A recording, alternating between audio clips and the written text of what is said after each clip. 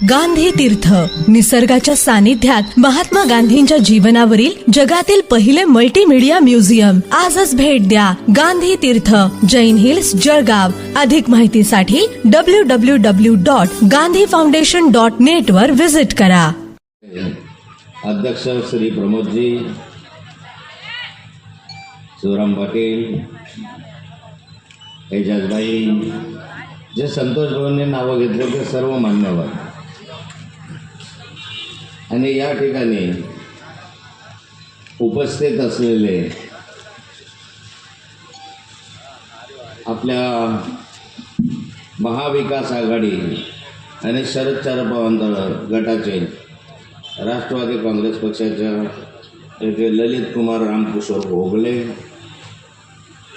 आणि श्री सुरेश पोपट पवार हे तुतारी या निशाणीवर उभे या ठिकाणी उभे आहेत. 5 वर्षानंतर या महानगरपालिकेच्या निवडणुका व्हायला पाहिजे असतात, पण तो महाराष्ट्रामधल्या या स्थानिक स्वराज्य संस्थांच्या निवडणुकांना जवळपास 7-8 वर्ष होती. सरकारच्या माध्यमातून या निवडणुका बऱ्याच ठिकाणी लांबवल्या गेल्या, वेगवेगळे कारणं दाखवले गेले आणि येणाऱ्या 15 तारखेला आता हे मतदान होणार आहे. मग असे सारे वक्त्यांनी आपल्याला सांगितलं आहे मतदानाच्या दृष्टिकोनातून किती महत्त्व आहे. लोकसभा झाली, विधानसभा झाली, आता शेवटचं मतदान जे आहे ते महानगरपालिकेसाठी. यानंतर 5 वर्ष तुम्हाला कोणत्याही निवडणुकीला मतदानाला सामोरं जायचं नाही आहे. महानगरपालिका ही निवडणूक अशी आहे की लोकसभेपेक्षा विधानसभेपेक्षा आपल्याला अत्यंत जवळची आहे. लोकसभेमध्ये खासदार आपले प्रश्न मांडता येईल, विधानसभेमध्ये आमदार आपले प्रश्न मांडता येईल, पण आपल्या जवळचे प्रश्न जे आहे, गटारींचे प्रश्न असतील, पथदिव्यांचे प्रश्न असतील, आरोग्याच्या समस्या असतील, अनेक प्रश्न जे आपल्या घराजवळचे आहेत ते मांडणं हे फक्त महानगरपालिकेमध्येच शक्य होतं. नाथाभाऊ आमदार आहे, विधानसभेत नाही मांडू शकत किंवा मांडता येतं पण मांडता येणार नाही, कारण त्याला काहीतरी मर्यादा असतात की आमच्या घरची गटार साफ केली नाही. हे काही विधानसभेत मांडण्याचा विषय नाही आहे. माझ्या घरासमोरचे दिवे बंद आहे ते विधानसभेत मांडण्याचा विषय नाही आहे, तो महानगरपालिकेतच मांडावा लागणार, तिथंच तो सुटावा लागणार, त्यांना ते अधिकार आहे. मग त्या निवडणुका पार पडत असताना आपण पाहिलं तर या ठिकाणी सत्ता कोणाची गेली अनेक वर्ष, महायुतीची आणि भारतीय जनता पार्टीची सत्ता या शहरामध्ये आहे. मागच्या कालखंडामध्ये 57 नगरसेवक भारतीय जनता पार्टीच्या शहरामध्ये निवडून आले. नेहमी प्रचारामध्ये सांगतात की आमचं सरकार वर दिल्लीला आहे, आमचं सरकार हे महाराष्ट्रामध्ये आहे, आमचं सरकार खालपर्यंत आहे, खासदार आमचा, आमदार आमचा, मंत्री आमचा, पालकमंत्री आमचा, मुख्यमंत्री आमचा, उपमुख्यमंत्री आमचा. अरे पण हे तर मागच्या 5-10 वर्षापासून आम्ही ऐकतच चालू आहे ना. 10 वर्षापूर्वी तुमची सत्ता होती, 57 नगरसेवक तुमचे निवडून गेलेले होते, पण तुमचे नगरसेवक तुम्हालाच सांभाळता आले नाही. 57 पैकी 17 पळून गेले, शिवसेनेकडे चालले गेले, तुम्हाला तुमचे सांभाळता आले नाही. आणि नंतर परत जे गेले होते त्यांना आता भाजपमध्ये आणले. जळगाव शहरात तर राजकारण आपण कधी नव्हतं पाहिलं एवढं गढूळ आत्ता या 5 वर्षांमध्ये आपण आत्ता या अलीकडच्या निवडणुकांमध्ये नको. दिल्लीत सत्ता, महाराष्ट्रात सत्ता, तर मग या विकासाच्या दृष्टिकोनात तुम्हाला अडवलं कोणी होतं? या 5 वर्षांमध्ये काय विकास होऊ शकला नाही? 5 वर्षाच्या पूर्वी हे जे शब्द दिले ते पाहिजे तुम्ही आश्वासनं दिले तर आश्वासनं आता देत आहे. तेच तुम्ही 5 वर्षापूर्वी सांगत होते जळगावला आम्ही सिंगापूर सारखं शहर बनवू, जळगावला आम्ही इंडस्ट्री आणू, जळगावला आम्ही मोठा निधी देऊ. का नाही आणला? मग आता माननीय मुख्यमंत्री इथं आहेत आणि तेच शब्द वापरतायत, तेच तुम्हाला परत सांगतायत. आणि मी जळगाव शहरामध्ये गेले अनेक वर्ष या निवडणुकांमध्ये भाग घेत आलेला. अनेकदा निवडणुकीचं चित्र मी या ठिकाणी बदलवलेलं आहे. आमच्या कार्यकर्त्यांच्या मेहनतीनं, नागरिकांच्या मदतीने शक्य झालेलं आहे. पण गेल्या अनेक वर्षामध्ये या ठिकाणी महापौर वेगळा केला असेल, मी डायरेक्ट महापौर के.डी. पाटलांच्या मदतीनं, आपल्या मदतीनं सर्वांनी झालं डायरेक्ट, अशा काही बोलल्या जातात. पण हे सारं करत असताना हे असं फोडाफोडीचं राजकारण मी पाहिलं नव्हतं. इतकं घाणेरडं राजकारण जे आज या जळगाव शहरामध्ये सुरू आहे, हे तुम्ही अनुभवलं नव्हतं.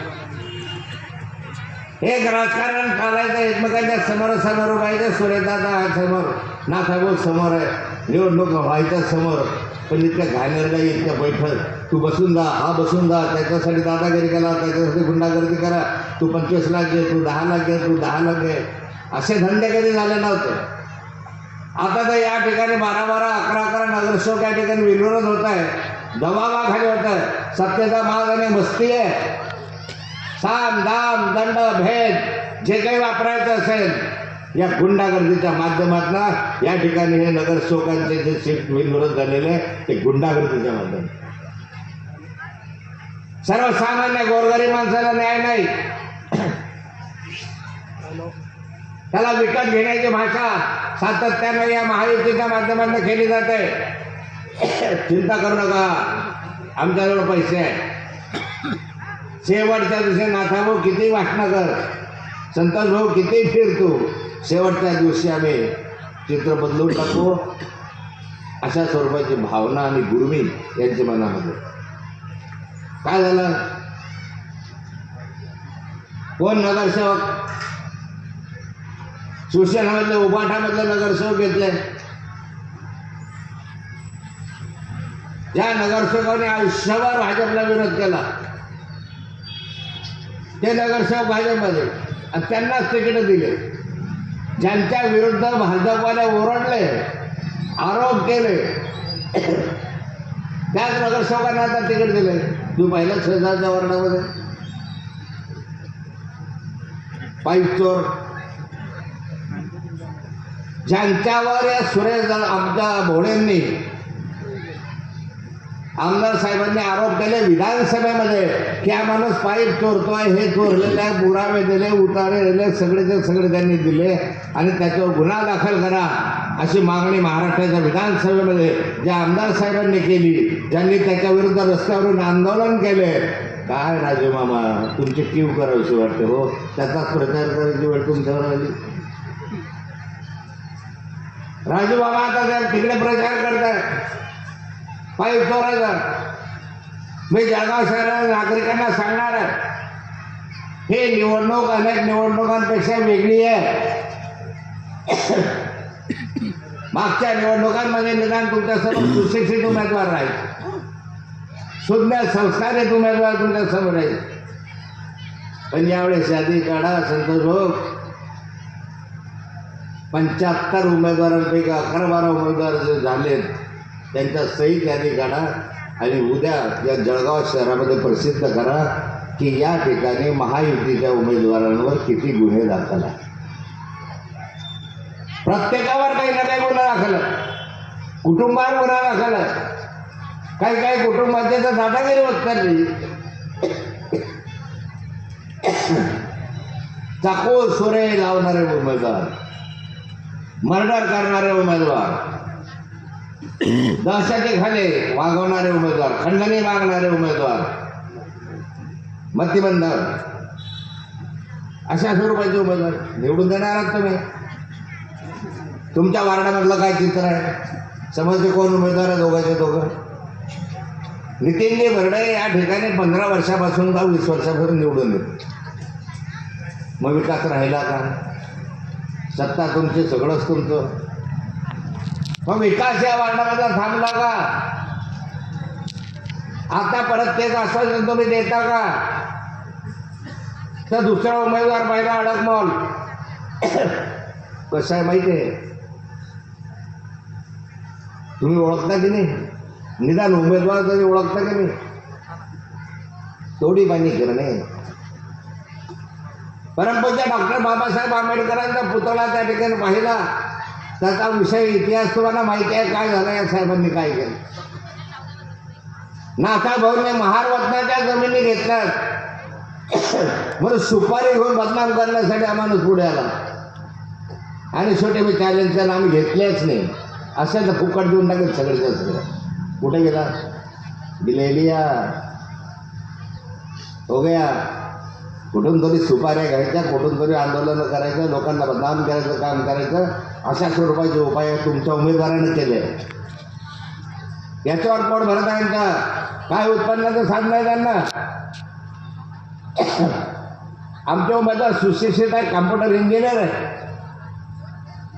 दुसरा उमेदवार संस्कारी आहे कधी भांडण मारामारी करणारा नाही आहे कधी असं तोडीपाणी करणारा नाही आहे कधी असे सुपारी घेऊन काम करणाऱ्यातले माणसं नाही आहेत. मग शहरामधलं वातावरण अत्यंत गढूळ आणि दूषित त्या लोकांनी करून ठेवलेलं. मी मतदारांना विनंती करणार आहे उमेदवार तपासून घ्या. ज्याच्यावर कोणताही गुन्हा नाही ज्याच्या कुटुंबामध्ये कोणावर गुन्हा नाही अशा स्वरूपाच्या गुन्हेगारांना मत देऊ नका. असं मी म्हणणार नाही. ज्यांच्यावर गुन्हा आहे अशांना मत द्या असं महायुती म्हणायला लागली. आम्ही गुन्हेगार आहोत. जास्तीत जास्त गुन्हे करणाऱ्यांना आम्ही तिकीट दिलेले आहेत. कुणी पाईप चोर आहे कुणी जेलमधून निवडणूक लढवत आहे कुणी मर्डर केसमध्ये ज्यादा बोला तो काढ डालेंगे छाड डालेंगे. 50-25 वर्षापासूनचं राजकारण या जिल्ह्यामध्ये या शहरामध्ये अनुभवतात. भाजपचे उमेदवार कोण महायुतीचे उमेदवार कोण. ज्या भारतीय जनता पार्टीने या महाराष्ट्राला गोपीनाथ मुंडे साहेब असताना सांगितलं होतं की गुन्हेगारी मुक्त महाराष्ट्र गुन्हेगारी मुक्त महाराष्ट्राची घोषणा केली. त्या कालखंडात दाऊद सरेंना सगळ्यांची गुंडगिरी त्यांनी मोडून काढली. आज काय चित्र आहे त्यांना तुम्ही प्रतिष्ठा देऊन राहिले. त्या लोकांना तुम्ही मोठं करताय. निवडून आल्यावर काय करणार आहे तर महानगरपालिकेमध्ये जाऊन गुंडगिरी करणार. टेंडर मला पाहिजे त्याला पाहिजे याच्यासाठी भानगडी करणार आहे.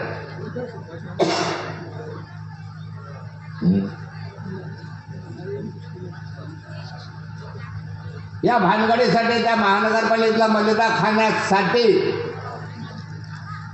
यांना या महायुतीला नगरपालिका पाहिजे. कशासाठी तुम्ही गुंडागर्दी करताय. काय एवढ्या लोकांना माघारी घ्यायला भाग पाडलं. काय महाराष्ट्रातलं राजकारणात चाललेलं आहे. कुठल्या युत्या कुठलं काय चाललेलं आहे. कुणी कुणासोबतही संघ करतं. भारतीय जनता पार्टी साधन सूचिताचा एक आदर्श म्हणून मानला जातो. तर मी त्याने एक आयुष्य भाजपमध्ये काढलं. परंतु त्या कालखंडामध्ये अशी स्थिती नव्हती की MIMशी युती करू काँग्रेसशी युती करू याच्याशी युती करू. इकडे भांडतात. इकडे MIMच्या विषयी तक्रारी करतात आणि तिकडे अकोट बिकोटमध्ये MIM बरोबर युती करतात. इकडे काँग्रेसचे भांडतात. काँग्रेस दररोज उठले काँग्रेसवर टीका करतात आणि तिकडे अंबरनाथमध्ये वगैरे पाहिजे तर काँग्रेस बरोबर जातात. काँग्रेसचे 12 आमदार आपले 12 नगरसेवक एक रात्रीच भाजपने फोडले सरकार बनवायचं. अरे वा 12 लोक निवडून गेले ना लोकांनी लोकशाही पद्धतीने आणि पैशाच्या बळावर त्यांना विकत घेऊन परत आपलं सरकार आणण्यासाठी प्रयत्न करतात. मुंबई महानगरपालिका असेल ठाणे असेल अन्य ठिकाणी आहे. काय चित्र आहे. नाशिकमधलं चित्र काय काय मारामाऱ्या झाल्या काय झाल्यात. आणि अशा ठिकाणी निष्ठावान कुठे गेले.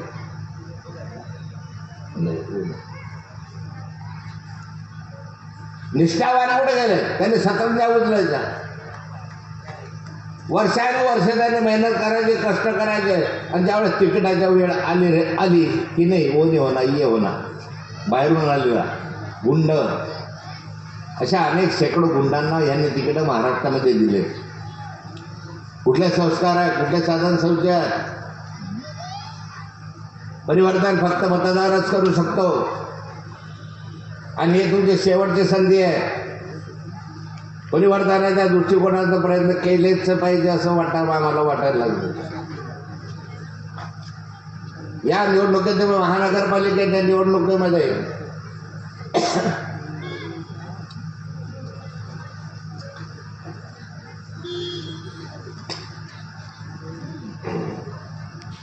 हे चित्र बदलण्याची आवश्यकता.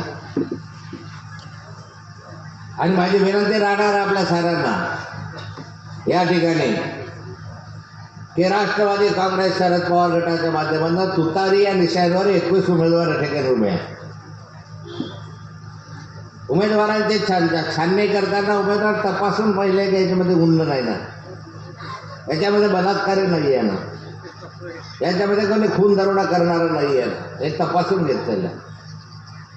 एक चांगले उमेदवार या ठिकाणी आपल्याला दिलेले आहे. नाहीतर भाजपचे चित्र तुम्ही पाहिलं, महायुतीचं चित्र पाहिलं, ज्या अंबरनाथ शहरामध्ये ज्या लहान मुलीवर अत्याचार झाला, बलात्कार झाला, त्या बलात्कारामध्ये जो आरोपी आहे त्याला स्वीकृत सदस्य म्हणून केलं. अरे वा, बलात्काराचा आरोप स्वीकृत सदस्य. आणि तो संस्कार संस्कृती शिकवणाऱ्या पक्षाचा अरे कुठे घेऊन फुला तू काय चित्र. एवढे सत्तेचे लालचे झालात तुम्ही, एवढ्या सत्तेसाठी लाचार झालात. म्हणून विनंती आहे, माझी शेवटची ही संधी आहे, हे उलथून टाका. यांनी वारंवार आम्हाला आश्वासन दिले, वारंवार आम्हाला यांनी फसवलं, वारंवार यांनी या ठिकाणी प्रत्येक ठिकाणी येत असताना गप्पा वेगळ्या मारल्या, काम वेगळं केलं. मग या शहराचं चित्र बदलवायचं असेल तर मला तर वाटतं की आता नागरिकांनी ते बदलवण्याची गरज आहे. मला माहिती आहे, मी फिरतो, जसं शिवराम पाटील म्हणाले प्रत्येक प्रभागामध्ये होतो, माझाही संपर्क अनेक लोकांचे आहे. या शहरातल्या जनतेच्या नागरिकांमध्ये आज संभ्रम आहे. ते मला म्हणतात, दादाभाऊ काय करायचं, आम्ही पक्के भाजपचे आहे. पण आता भाजपला मत द्यावं अशी आमची इच्छा होत नाही. हे जे चित्र पाहतो आहोत त्या चित्रापासून भाजपविषयीची नाराजी स्पष्ट बोलण्यामध्ये मिळतो. मग मी सल्ला देणार आहे महानगरपालिकेच्या मतदारांना, तुतारी नंबर 1 इथे आमचा उमेदवार. आणि जिथं तुम्हाला असं वाटत असेल की आता उमेदवार नाही आहे, मला बरेच जण म्हणतात आता भाऊ काय करायचं, पर्यायच नाही नव समोर, भाजपशिवाय पर्याय दिसत नाही आम्हाला. हा पर्याय नाही. अरे नोटा सुद्धा पर्याय होऊ शकतो, म्हणून तर नोटा आहे की नाही त्या ठिकाणी. तुमच्या समोर पर्याय, समोरचा माणूस गरीब असेल तुमच्या समोर, पण सुशिक्षित आहे. अपक्ष असेल, तुम्हाला पक्ष चालत नसेल तर अपक्षाला मतदान करायला लागलं त्या ठिकाणी. ज्या ठिकाणी पक्षाचे उमेदवार आहेत त्या ठिकाणी पक्षाच्या उमेदवारांना मतदान करा.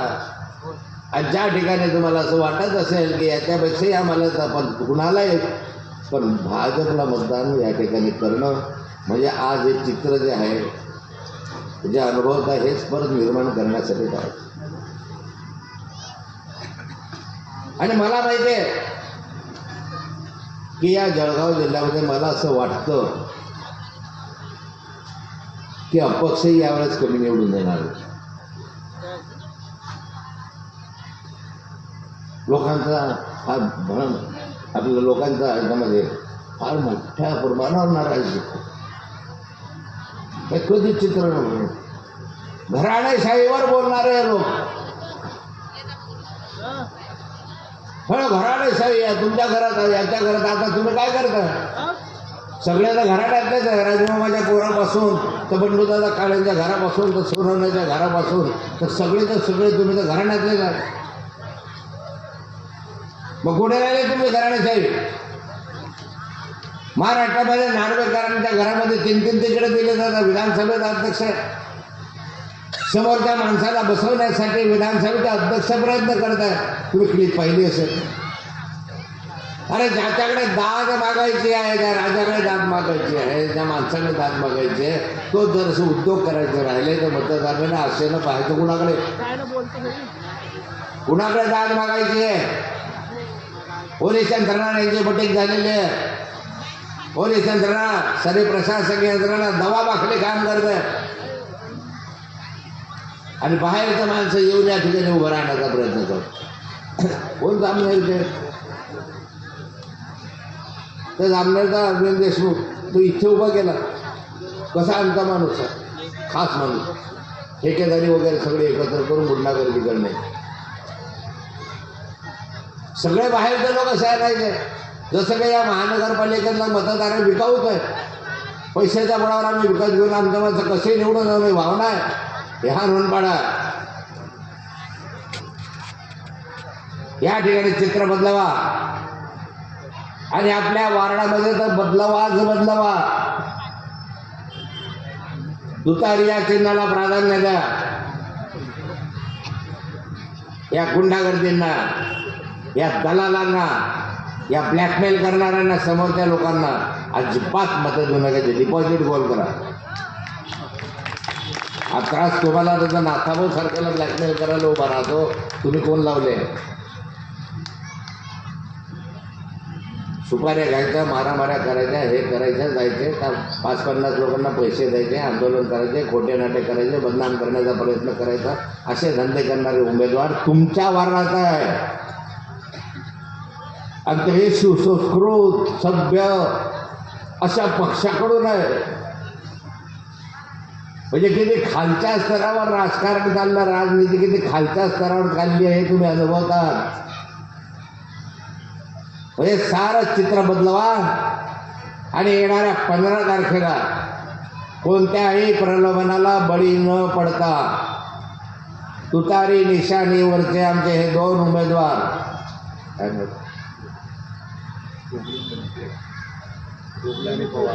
भोगले आणि पवार, या ठिकाणी आमचा ललित कुमार रामकिशोर घोगले आणि सुरेश पोपट पवार सुरेश पोपट या दोघांच्याही तुतारी या निशाणीवर बटन दाबून यांना प्रचंड मतांनी विजय करा. माझा विश्वास या वार्डातील नागरिकांवर आहे.